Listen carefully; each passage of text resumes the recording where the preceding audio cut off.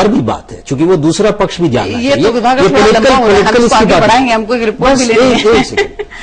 वहां की जनता पीछे जाना नहीं चाहती, वो उस युग में, उस काल में, उन नेतृत्व में नहीं जाना चाह रही है। नहीं, लेकिन लेकिन इस पर हम आगे बढ़ाएंगे और हम ब्रेक भी नहीं ले रहे हैं, सिर्फ एक और रिपोर्ट हम दिखा रहे हैं और उसके बाद उसके साथ साथ इसी बातचीत को हम जारी रखेंगे कि मोदी को रोकने के कांग्रेस के पास प्लान है, कई ऑल्टरनेटिव प्लान है। अगर एनडीए 220 के आसपास रुक गया, और ये एक बहुत बड़ा अगर है, और कांग्रेस की गाड़ी 100 से 140 के बीच पहुंच गई, तो ये प्लान कामयाब हो सकता है कि नहीं, इस पर चर्चा करेंगे। पहले ये रिपोर्ट देखिए आप। कांग्रेस खेमे में घबराहट भी है और छटपटाहट भी। घबराहट के आलम में उम्मीदों का सहारा है। उम्मीद इस बात की कि एनडीए के लिए 272 से ऊपर जाना तभी मुमकिन होगा जब क्षेत्रीय जनाधार वाली पार्टियों के गढ़ों में जमकर सेंध लगे, और ये आसान नहीं होगा। लिहाजा अगर एनडीए का मीटर 220 के आसपास रुक गया और कांग्रेस की झोली में 100 से 140 के बीच का कोई आंकड़ा आ गया, तो रास्ते कई खुल जाएंगे। पहला और कांग्रेस के लिए सबसे मुफीद रास्ता तो ये कि सीटें 120 से ज्यादा हों। ऐसे में 2004 जैसी कोई स्थिति बने जबकि एसपी, बीएसपी और लेफ्ट फ्रंट का समर्थन लेकर सरकार बनाई और 5 साल चला ली गई। दूसरा लेकिन कुछ कम माफिक आने वाला रास्ता ये कि गैर एनडीए दलों को एकजुट कर उन्हें बाहर से समर्थन देकर सरकार बनवा दी जाए और मोदी के मंसूबों पर पानी फेर दिया जाए। और तीसरा रास्ता ये कि गैर एनडीए दलों के साथ खुद सरकार में शामिल होकर किसी और की अगुवाई वाली सरकार चलाने में मदद दी जाए। लेकिन ये तीसरा रास्ता सिर्फ मोदी को रोकने की मजबूरी में अपनाया गया रास्ता होगा, और वो भी इस जोखिम के बावजूद कि 127 साल पुरानी ग्रैंड ओल्ड पार्टी के रसूख में इससे जबरदस्त कमी भी आ सकती है। समय के लिए दिनेश गौतम। जब वो अकेले था। अरविंद साहब, अगर मंच से इस तरह की अपील मोदी करते हैं कि 300 कमल खिलने चाहिए, मुझे 300 कमल चाहिए, जिसने मन बना रखा है कि वो उन्हें वोट देने वाला है वो, और जिसने ये तय कर लिया है कि वो किसी भी सूरत में वोट नहीं देने वाला, इस तरह की बातों का दोनों पर ही कोई असर होता है क्या? देखिए, असर बिल्कुल है, क्योंकि जो फेंस सिटर है दोनों तरफ असर होगा।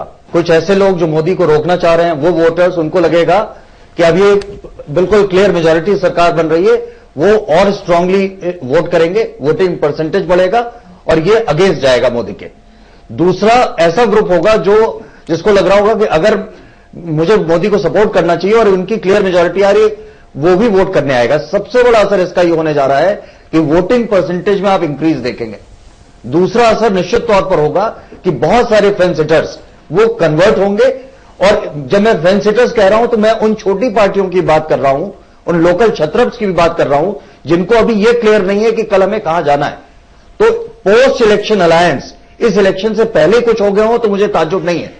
कुछ पार्टियां, मेरी जानकारी में यह है, ऑलरेडी बीजेपी के संपर्क में है, जिनको लग रहा है कि सरकारों में इस तरीके की मोदी की सरकार बनने की संभावना है।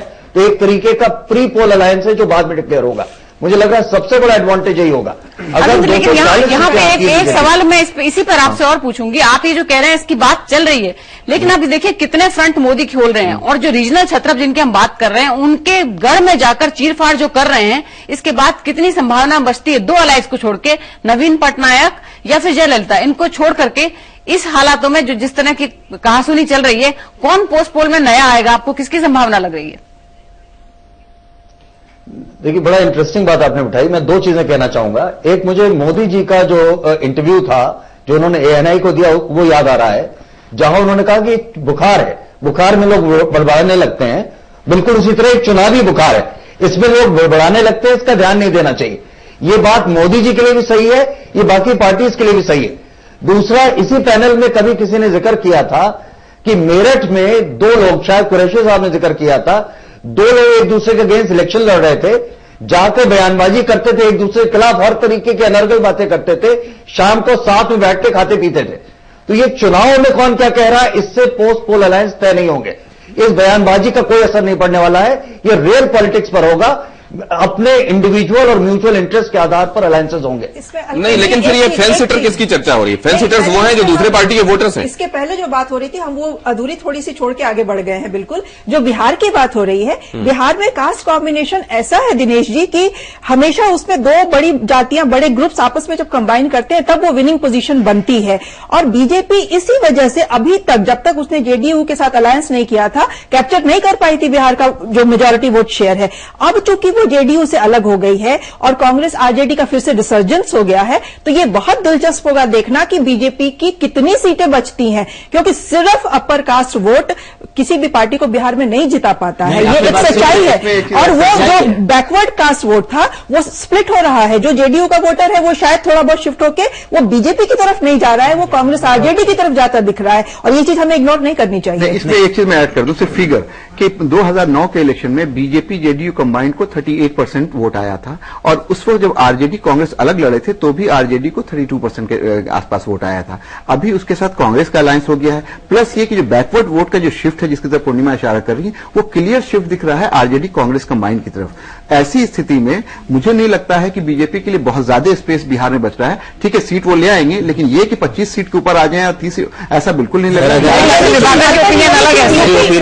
क्योंकि अगर आप ये भी कहने को तैयार हो रहे हैं, अगर आप ये भी कहने को तैयार हो रहे हैं कि वो 20 सीट भी लेके आ सकता है बीजेपी, तो आप जो अभी आर्गुमेंट कर रहे हैं उस आर्गुमेंट के हिसाब से वो हो ही नहीं सकता है। वो तभी हो सकता है कि वो अपर कास्ट वोट के साथ साथ दलितों का जो पासवान के आने की वजह से उनको जो मिलने की संभावना है, जो कि दिख रहा है ग्राउंड पे कि उनको मिला है, और जो जिस नन यादव ओबीसी की बात होती है उसमें कुछ हद तक कुछ कंस्टिट्यूएंसी में नालंदा कितना ऐड कर पाएंगे? एक सेकेंड, आपको एक चीज बता दूं, यादवों की संख्या पॉपुलेशन के हिसाब से भी 13% से ज्यादा बिहार में नहीं है। Non OBC, non Yadav OBC की जब आप बात करते हैं तो उनकी संख्या 34% के करीब है।